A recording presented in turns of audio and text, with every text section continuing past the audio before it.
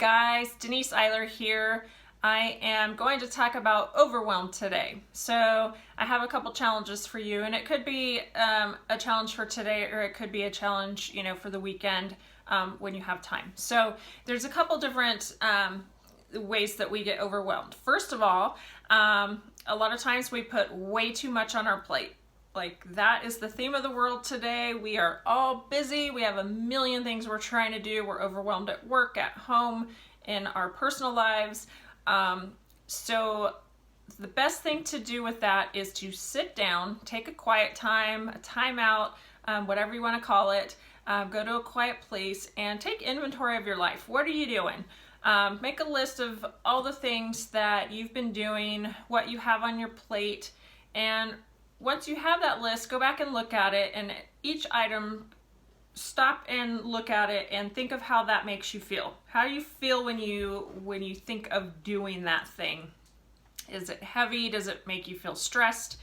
Start looking at the things you're doing and how they make you feel. So these heavy things that are in your life, are they things you can get rid of? Can you say no? Are you doing things because people expect you to do them, or because of the attention you get if you do them?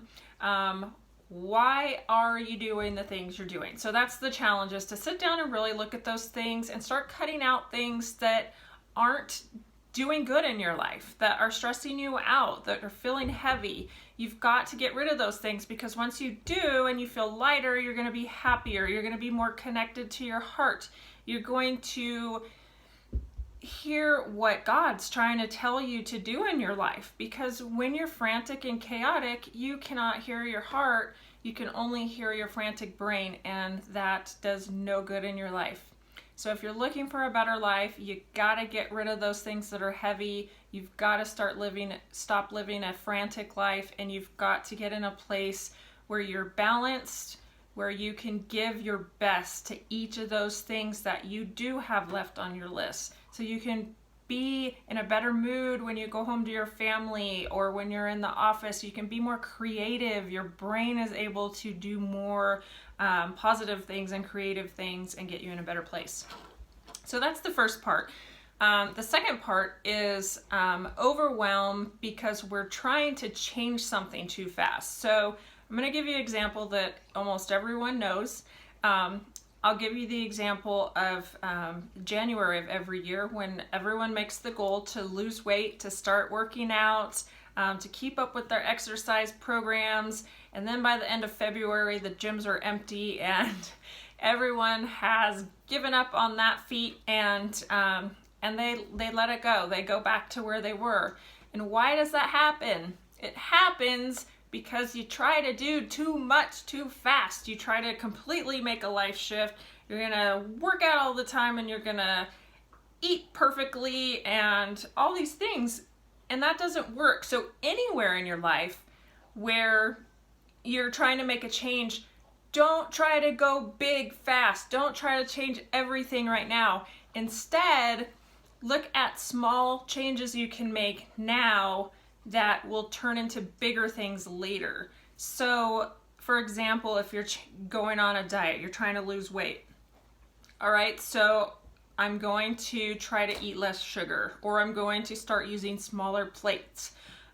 Exercise, I'm gonna commit to 15 minutes a day, or I'm gonna commit to taking a walk so far every day. It can be a little amount, something that's enough that you're doing something and you're putting in the effort, but it's not so much that it's overwhelming and then you just give up and you don't do it.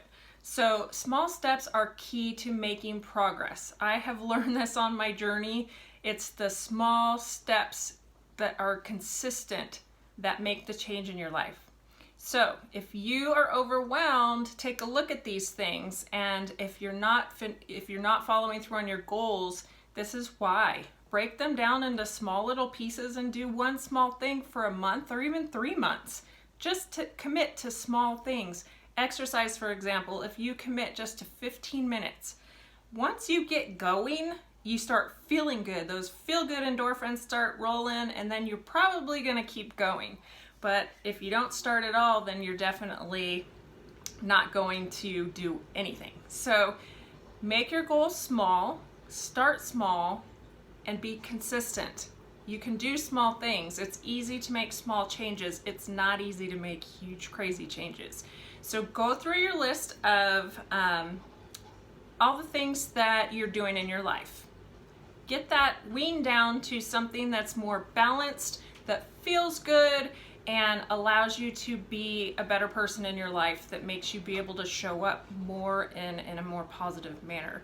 And then with your goals, just make them smaller, take small steps. So that's your challenge today. I hope that helps, and please leave comments and share this if you find it valuable. All right, have a great day. Talk soon.